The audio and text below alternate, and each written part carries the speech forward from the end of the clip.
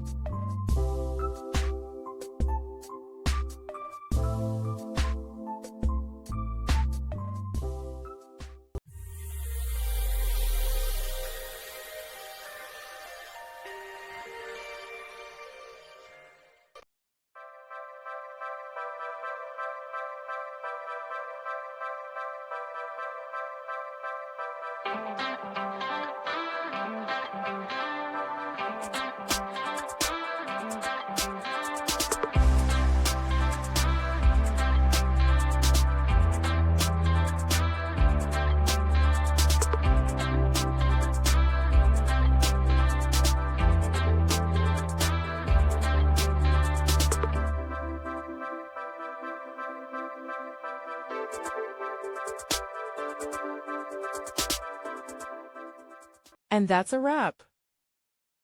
I hope you found the answer you were looking for. If you did, take a second to hit that subscribe button. It really helps out. And let me know in the comments which solution worked best for you. See you next time in the debug zone.